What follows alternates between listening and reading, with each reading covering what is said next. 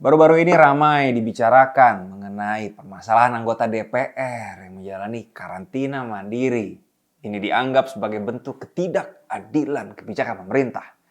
Hal ini bermula dari pembahasan mengenai anggota Komisi 7 DPR RI dari fraksi Gerindra. Pasti udah pernah denger nih, Mulan Jamila atau nama aslinya Raden Wulansari.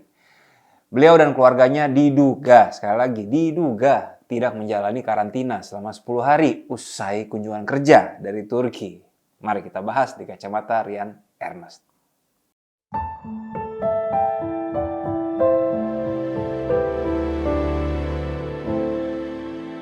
Kabar ini tersiar melalui unggahan warganet di Instagram @adamdenigrk pada Minggu 12 Desember kemarin.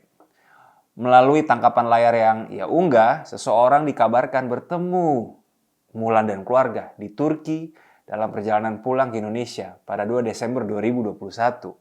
Menurut sumber yang sama, pada 9 Desember, Mulan Jamila dan Ahmad Dhani diduga pergi ke Pondok Indah Mall.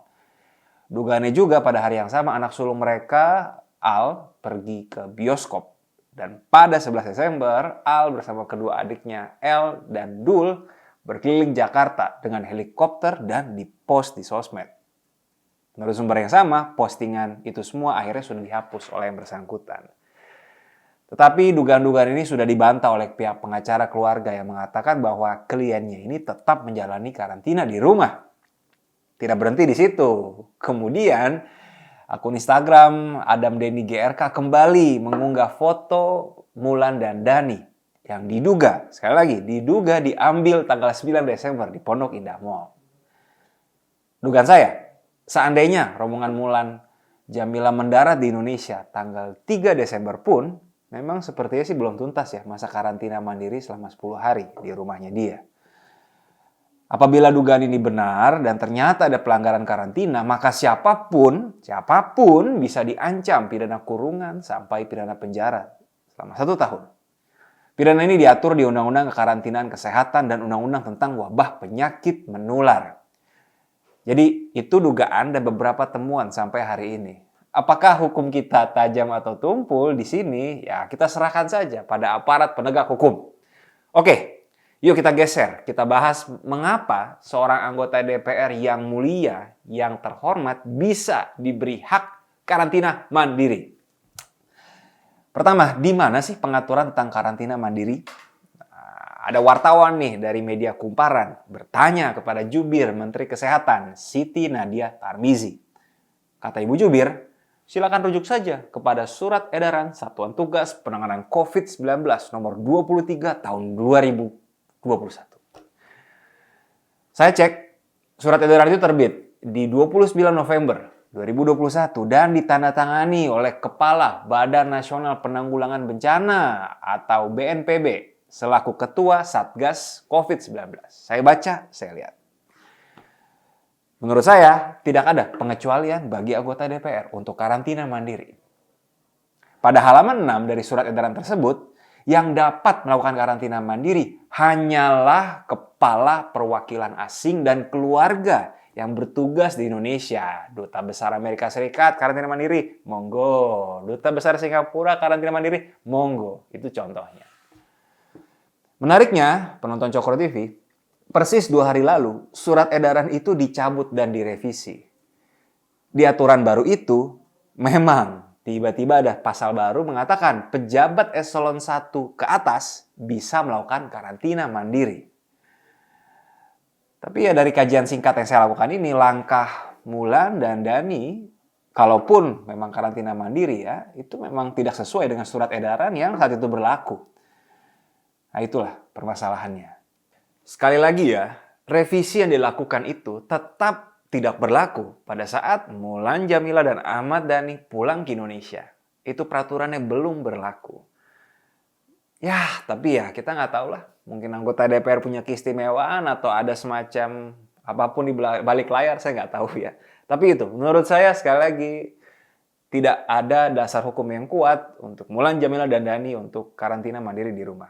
Bukan cuma Mulan dan Ahmad Dhani, semua anggota DPR yang lain juga sebenarnya tidak ada dasar hukum yang kuat. Kita lanjut cerita ke soal diskusi antara anggota DPR dengan Kepala BNPB. Pada 13 Desember 2021, dalam rapat kerja bersama Komisi 8 DPR, Letjen TNI Suharyanto, Kepala BNPB sekaligus Kepala Satgas COVID, mengatakan pejabat negara setingkat menteri dan anggota DPR bisa menjalani karantina mandiri usai pergi dari luar negeri. Pernyataan ini agak aneh menurut saya. Karena sekali lagi seperti saya jelaskan di atas, ini jelas-jelas bertentangan dengan surat edaran yang saat itu masih berlaku. Nah memang secara hukum seorang pejabat itu bisa melakukan diskresi. Diskresi itu diatur rambu-rambunya di Undang-Undang Nomor 30 Tahun 2014 tentang Administrasi Pemerintahan. Kata undang-undang itu, diskresi oleh pejabat dapat dilakukan apabila aturan yang ada tidak mengatur, tidak lengkap, atau tidak jelas, dan atau untuk mencegah adanya stagnasi pemerintahan. Aturan surat edaran yang berlaku paling tidak waktu Mulan dan Dani pulang jelas mengatur kalau karantina mandiri hanya bagi duta besar negara lain. Dan kalau kita tanya, apakah kalau anggota DPR itu karantina di hotel saja, apakah pemerintahan kita jadi mandek? Kayaknya sih enggak ya.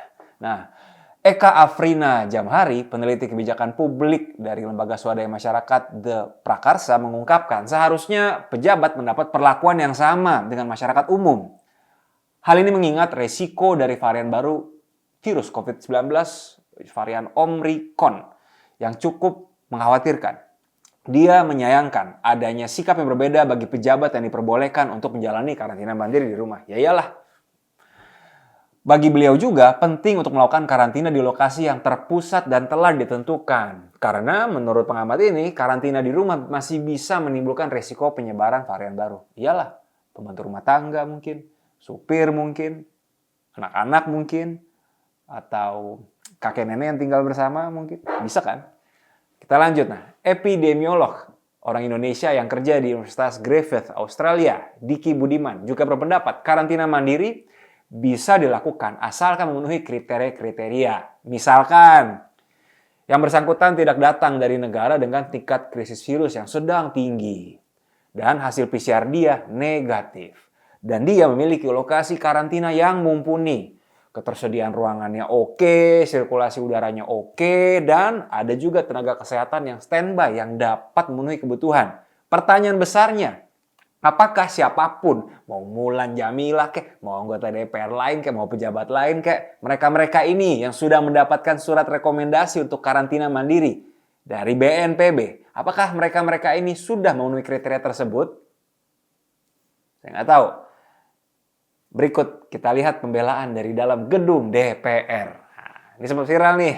Ibu Hillary Brigita Lasut, anggota Komisi 1 DPR, memberi respon mengenai permasalahan karantina mandiri Mulan Jameela.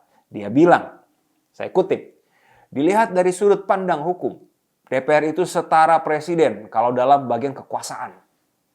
Tidak masuk akal dan tidak etis kalau presiden karantina di Istana Bogor, terus DPR RI karantina di Wisma Atlet, kata Ibu Hillary.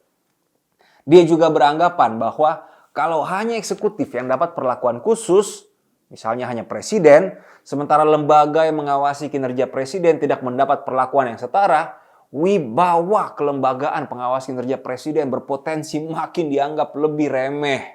Itu kata Ibu Hillary, anggota DPR yang terhormat. Saya nggak sependapat dengan beliau. Memang secara tata negara DPR itu memang setara dengan presiden. Tapi secara kelembagaan, Ibu Hillary. Bukan dalam satuan orang per orang, individu per individu. Jelas tidaklah sama orang per orang anggota DPR yang 500 lebih itu dengan seorang presiden. Beda. Sepertinya Ibu Hillary Lasut agak lupa bahwa ketentuan tentang presiden, ketentuan tentang DPR, ketentuan tentang Mahkamah Agung, tentang Mahkamah Konstitusi, dan lain-lainnya di dalam Undang-Undang Dasar kita sebenarnya itu berbicara ketentuan tentang lembaga negara, bukan orang per orang. Dan menurut saya, DPR nggak perlu takut dianggap remeh selama kerjanya bagus, hasil undang-undangnya bagus, tidak sering dibatalkan MK misalkan, tidak sering jalan-jalan habiskan uang pajak rakyat, dan yang jelas tidak kena operasi tangkap tangan KPK terus-menerus. Justru perlakuan khusus terhadap DPR yang saat ini dipersepsikan kurang baik oleh rakyat justru membuat DPR terkesan semakin eksklusif, jauh dari rakyat. Persepsi ini bukan kata Rian, tapi persepsi ini terekam dalam survei harian Kompas. Intinya hampir 75% rakyat kurang percaya dan tidak percaya terhadap integritas anti korupsi anggota parlemen. 60% rakyat menganggap besarnya pendapatan anggota parlemen tidak sebanding dengan kinerja mereka. Yuk kita lihat lagi deh keistimewaan lainnya dari DPR. Bukan hanya karantina mandiri yang dari ulasan saya tadi keabsahannya masih dipertanyakan sampai sekarang. Ada juga keistimewaan lain. Misalnya keistimewaan pemanggilan anggota DPR oleh aparat penegak hukum harus mendapatkan izin dari presiden sesuai dengan pasal 245 Undang-Undang MD3 yang akhirnya dinyatakan konstitusional bersyarat oleh MK. Pemanggilan dan permintaan keterangan kepada anggota DPR yang diduga melakukan tindak pidana yang tidak sehubungan dengan pelaksanaan tugas sebagaimana dimaksud dalam pasal 224 Undang-Undang MD3 harus mendapatkan persetujuan tertulis dari presiden. Apa itu pasal 224? Pasal 224 itu sendiri bercerita tentang imunitas DPR. Mereka tidak dapat dituntut karena pernyataan, pertanyaan, dan atau pendapat yang berkaitan dengan fungsi serta wewenang dan tugas DPR. Istimewa kan mereka kan? Selain itu, ada juga keistimewaan yang lain, yaitu adanya plat nomor khusus mobil anggota DPR. Peneliti Forum Masyarakat Peduli Parlemen Indonesia atau Formapi Lucius Karus mempertanyakan urgensi adanya plat nomor khusus tersebut. Kata beliau nih, sulit memahami apa urgensi di balik kebijakan plat nomor khusus. Saya melihat ini sebagai bentuk kemunduran DPR yang merasa bahwa mereka harus dikenal oleh publik sebagai pejabat mentereng kapan dan dimanapun, kata Lucius, sesuai kutipan Tempo di bulan Mei 2021. Menurut saya hal istimewa yang didapatkan oleh DPR ini semata-mata hanya pembenaran untuk nafsu narsistik mereka untuk dikenal dan dihormati dengan prestasi yang minim dalam menjalankan fungsi dan kewenangan mereka. Saya merujuk lagi pada pernyataan Formapi di Oktober kemarin dalam evaluasi kinerja DPR masa sidang pertama tahun sidang 2021-2022. Kata mereka nih, DPR RI masih sekedar tukang stempel bagi pemerintah. Kenapa? Sebab 4 dari 5 rancangan undang-undang prioritas yang disahkan DPR merupakan usulan pemerintah. Bahkan dalam konferensi pers, wakil dari Formapi, Pak Made mengatakan, kinerja legislasi ini menorehkan angka merah. Karena hanya mampu menghasilkan satu RUU prioritas, yakni RUU Harmonisasi Peraturan Perpajakan. Pencapaian buruk legislasi hari ini ditambahkan dengan gagalnya ketentuan RUU kekerasan seksual untuk dibahas di DPR. Pada detik-detik terakhir, para partai besar pun enggan membahas ini. Saya nggak usah lah sebut nama partainya, biar semua rekan-rekan yang ingin melindungi hak-hak perempuan cek sendiri. Padahal menjamurnya berbagai kasus kekerasan berlatar belakang relasi kuasa antara dosen mahasiswa, guru dengan murid, pemuka agama dan pengikutnya nggak henti-hentinya bermunculan mewarnai timeline kita. Saya berdoa semoga DPR kita terus membaik dan harus membaik agar bangsa ini semakin terdepan. Catat teman-teman Cokro TV, baik buruknya anggota DPR ada di tanggung jawab partai politik yang menyodorkan calon dan rakyat. Kita-kita sendirilah yang memilih mereka semua. Sampai jumpa di Kacamata Rendah selanjutnya. Share video ini kalau suka. Salam sehat.